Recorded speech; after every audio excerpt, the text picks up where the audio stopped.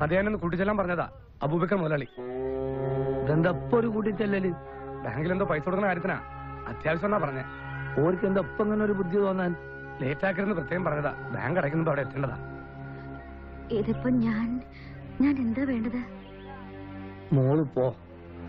പഠിച്ചോൻ വിചാരിച്ചിട്ട് മൂപ്പർക്ക് ചിലപ്പോ നല്ല ബുദ്ധി തോന്നിയിട്ടുണ്ടാവും. മോളൊന്ന് ചെന്നേടാ.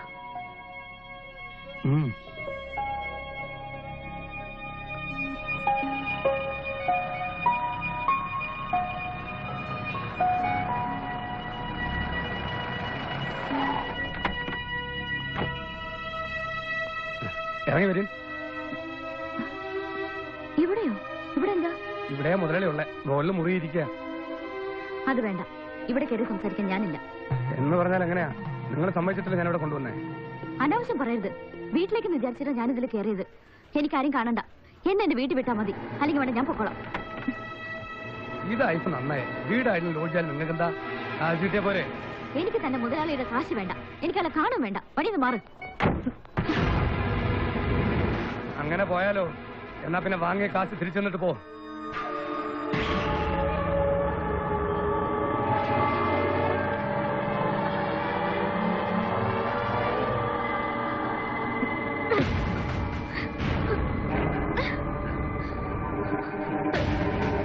എന്താ പ്രശ്നം?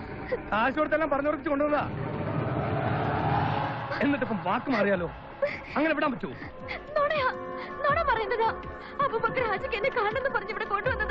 പിന്നെ അബൂബക്കർ ഹാജി പിന്നെ നടക്കാൻ മാത്രം മൊഞ്ച. എന്നാ പിന്നെ കാശ് വാങ്ങിയപ്പോ പറയണ്ടേ സെയ്ദിന്റെ കൂടെ നീ ലോഡ്ജിലേക്ക് വരൂലെന്നുള്ളത്?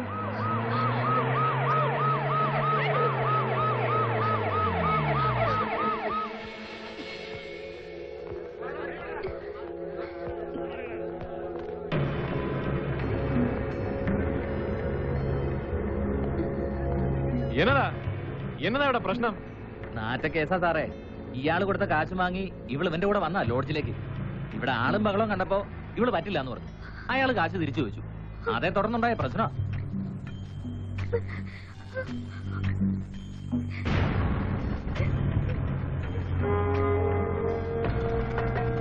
പട്ടാപ്പകല് വ്യവചാരമാണല്ലടാ റാസ്കൽ.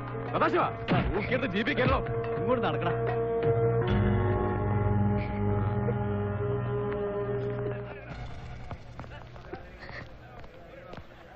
നിന്നോട് പ്രത്യേകം പറയണോടെ. ഹബീബേ, പിടിച്ച് കേട്ട്.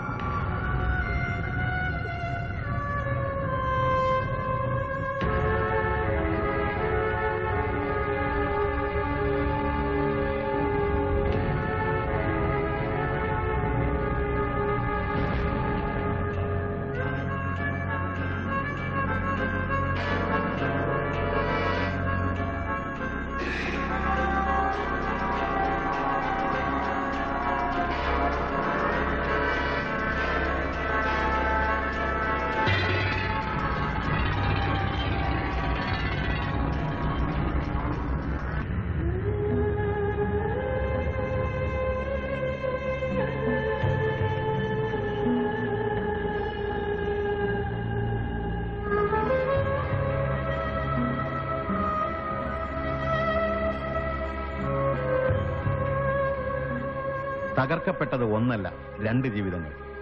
മകൾ പരസ്യമായി അപമാനിക്കപ്പെട്ട വാർത്തയുടെ ആഘാതം താങ്ങാനാവാതെ നദിയയുടെ ഉമ്മ ഹൃദയം തകർന്നു മരിച്ചു. മനസാക്ഷി നഷ്ടപ്പെട്ടവരുടെ ഈ ഉഷ്ണഭൂമിയിൽ നദിയ എന്ന പെൺകുട്ടി ഒറ്റയ്ക്കായി. ദുരന്തത്തിന്റെ വ്യാപ്തി ഇത്രത്തോളം പ്രതീക്ഷിച്ചിരിക്കില്ല സോളമനും. കുറ്റബോധമോ വേദനയോ അല്ല, ചെയ്തത് ശരിയാണോ എന്ന് സ്വയം ചോദിക്കേണ്ടി വന്ന ജീവിതത്തിലെ ആദ്യത്തെ സന്ദർഭം.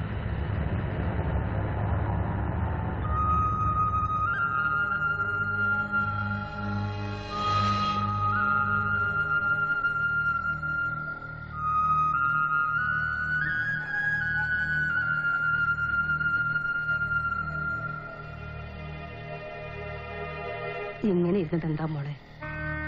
എന്റെ വിഷം അറിയാഞ്ഞതല്ല. എന്നാലും ജലവാനല്ലാതെ ഒത്തിരിപ്പിരുന്ന് പോയൊരു തിരിച്ചു വരുമോ? നിങ്ങളൊന്ന് പറഞ്ഞു നോക്കുന്നുണ്ടോ? നേരത്തോട് നേരെ ഒരിത്തി വെള്ളം ഇറക്കിയിട്ടില്ലേ കുട്ടി? ഇങ്ങനെ ഇരുന്ന് ഉള്ളു വേവിക്കാതെ എന്റെ മോളെ. നീ ഞാൻ പറഞ്ഞോണ്ട് കേക്ക്.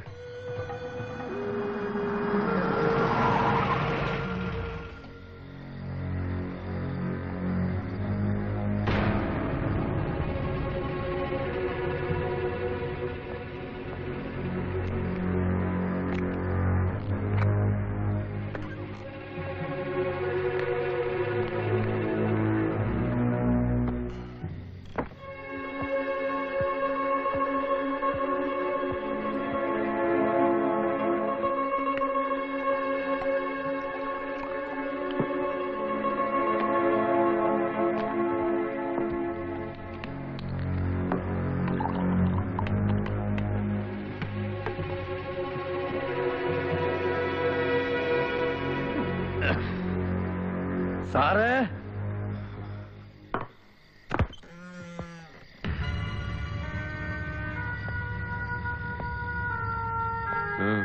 ഒന്ന് കാണാൻ വന്നതാ.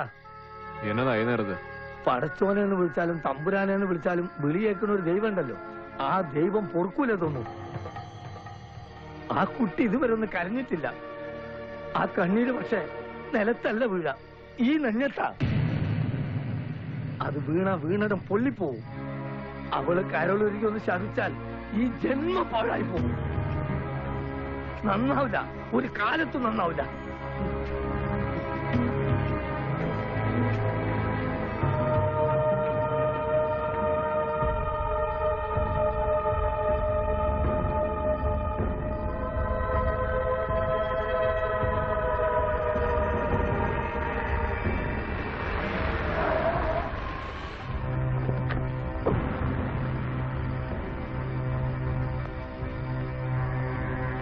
അവളെവിടെ? അകത്തുണ്ട്, കിടക്ക്. നിങ്ങൾ പുറേ വയ്ക്കോ. ഇവിടെ വീട്ടുകാവലിന് ഞാൻ ആളെ ഏർപ്പാടായിക്കോളാം.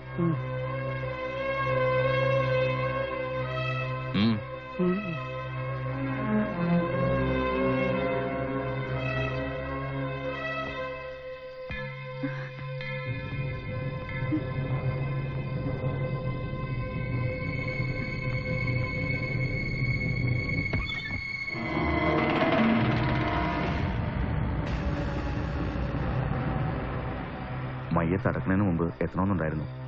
വൈകി. മംഗലാപുരത്തായിരുന്നു. കഴിഞ്ഞതൊക്കെ ഞാൻ വിട്ടു. ഇനി കാര്യങ്ങൾ നിനക്ക് തീരുമാനിക്കാം. ഈ വീട്ടിൽ നിന്ന് ഇറങ്ങാതിരിക്കാനുള്ള വഴിയൊക്കെ ഞാൻ നോക്കിക്കോളാം. പക്ഷേ അതിന്റെ ഒരു ഗുണം എനിക്കും കൂടി ഉണ്ടാവണം. നിന്റെ ഒരു അവസ്ഥ നീ ഒന്ന് മനസ്സിലാക്ക്. ഒരാളും ഉണ്ടാവില്ല നിന്നെ സഹായിക്കാൻ. മര്യാദക്കാണെങ്കിൽ ഞാനുണ്ടാവും എന്തിനും. നിന്നോട് പുറത്തിറങ്ങാനാ പറഞ്ഞത്. ഒച്ച വെക്കണ്ട. നബീസ് താത്തനെ ഞാൻ പറഞ്ഞയച്ചു. എടീ, ഞാൻ വിചാരിച്ച നിമിഷങ്ങൾ മതി. മനസ്സിലായോടി?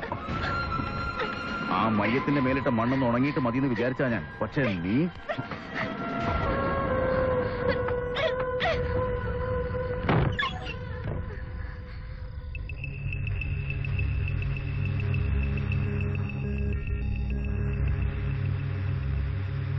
സാറിനിപ്പോ എന്ത് വേണം?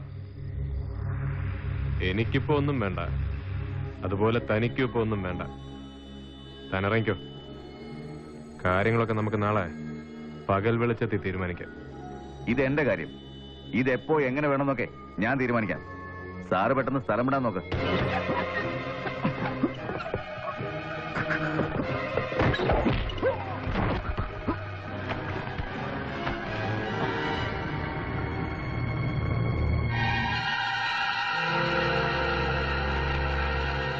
പോലീസുകാരന്റെ തോക്ക. ഇതിനകത്ത് കിടക്കുന്ന ബുള്ളറ്റിന് അറക്കൽ അബൂബക്കറിന്റെ മോനെ തിരിച്ചറിഞ്ഞ് സല്യൂട്ട് ചെയ്യാനുള്ള വിവേചന ബുദ്ധിയില്ല. അതുകൊണ്ട് മോനെ ഷെറീഫേ, നീ ഇറങ്ങിക്കോ.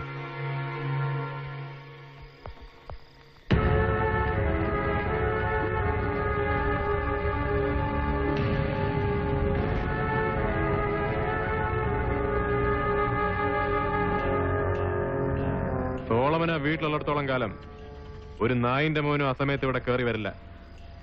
പിന്നെ അന്ന് തോന്നിയൊരു ദേഷ്യത്തിന്റെ പുറത്ത് അങ്ങനെയൊക്കെ ചെയ്തു പോയത്. ഒന്നും വേണമെന്ന് വെച്ചില്ല.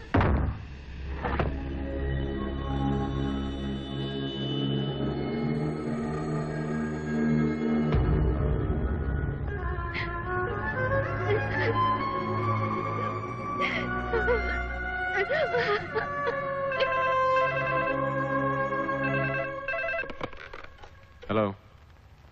ആ, സോളമന. ഞാൻ മംഗലാപുരത്ത് നിന്ന് കുറച്ച് ദൂരെയാവുള്ളത്. സബ് ഇൻസ്പെക്ടറുടെ ഒരു സഹായം എനിക്ക് വേണ്ടി വരും. എന്നാ? രാത്രി നമ്മുടെ ഒരു കണ്ടെയ്നർ ആ വഴിക്ക് വരും. ബാക്കി റൂട്ട് എല്ലാം ക്ലിയറാ. അവിടെ എത്തുമ്പോൾ ഹൈവേ പിടിക്കണ്ടെന്നും പറഞ്ഞിട്ടുണ്ട്. ഇൻസ്പെക്ടറെ നമ്മുടെ ഏരിയ ഒന്ന് നോക്കിക്കൊള്ളണം. ആ, ഇവിടെ കുഴപ്പമൊന്നും ഉണ്ടാകത്തില്ല. ഞാൻ നോക്കിക്കൊള്ളാം. നമ്പർ എന്നാന്ന് പറ. ആ, സാറിനെ കാണാൻ ഒരാള് രാജാക്കാട് സ്റ്റേഷനിൽ സാറിന്റെ കൂടെ വർക്ക് ചെയ്താന്ന് പറഞ്ഞു. ഒരു ചാണ്ടിക്കുഞ്ഞ്.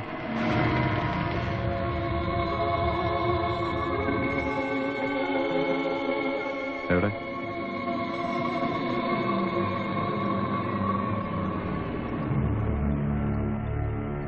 എന്നാടോ ഇവിടെ? സാർ അത് താമ്പ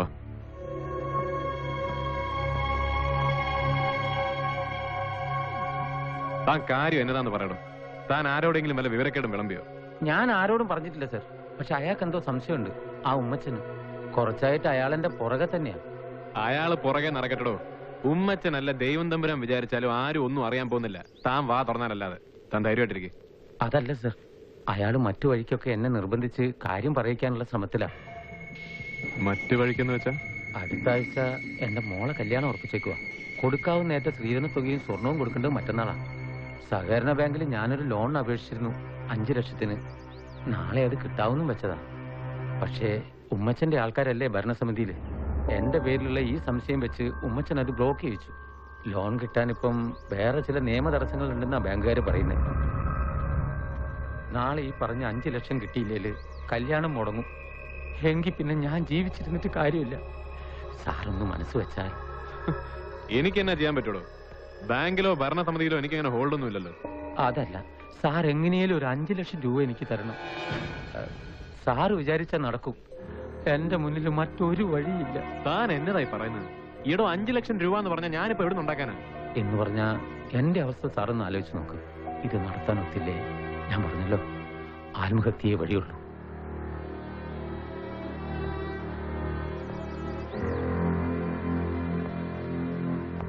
രണ്ടു ദിവസം മുമ്പ് ഉമ്മച്ചൻ ഒരാളെ വിട്ടായിരുന്നു എന്നോട് സംസാരിക്കാൻ. ലോൺ പാസ്സാക്കി തരാൻ അയാൾ വിചാരിച്ചാൽ പറ്റും. വേറെ സഹായങ്ങൾക്കും അയാൾ റെഡിയാ. ഒറ്റ കണ്ടീഷനേ ഉള്ളൂ. ഡെന്നീസിന്റെ ശവം എന്ത് ചെയ്തെന്ന് ഞാൻ അവരോട് പറയണം. എനിക്ക് എന്റെ മോളുടെ കല്യാണം നടത്തണം സാർ.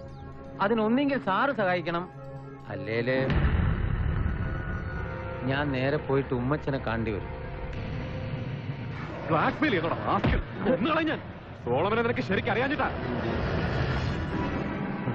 സാറ് ചുമ്മാ ശോഭിച്ചിട്ട് കാര്യമൊന്നുമില്ല. സംഭവം വെളിയിലായാൽ സാറ് മാത്രമല്ല ഞാനും തൂങ്ങേണ്ടി വരും. എന്റെ മോളുടെ കല്യാണം കഴിഞ്ഞിട്ടാണെങ്കിൽ തൂങ്ങാനും ഞാൻ റെഡിയാണ്. സാറൊന്ന് ശാന്തമായിട്ട് ആലോചിക്ക്. ഞാൻ വെയിറ്റ് ചെയ്യാം. എനിക്ക് നാളെ വൈകിട്ടത്തേന് കാശുമായി അങ്ങ് എത്തിയാൽ മതി. താൻ പോയിക്കോ. കാശ് നാളെ വൈകുന്നേരം ആകുമ്പോഴത്തേനും ഞാൻ അങ്ങ് എത്തിച്ചേക്കാം. ഞാൻ പോകാം. പക്ഷേ നാളെ സാറ് വാക്ക് മാറ്റി പറയരുത്. നിർത്തണോ? സോളമൻ പിഴയാ, ഭൂലോക പിഴയാ. പക്ഷെ സോളമൻ ഒരു വാക്ക് പറഞ്ഞ ആ വാക്കേ ഉള്ളൂ. താൻ ചെല്ല്. നാളെ കാശ് കിട്ടിയില്ലേ സോളമൻ ജീവിച്ചിരിപ്പില്ലെന്ന് കൂട്ടിക്കോ.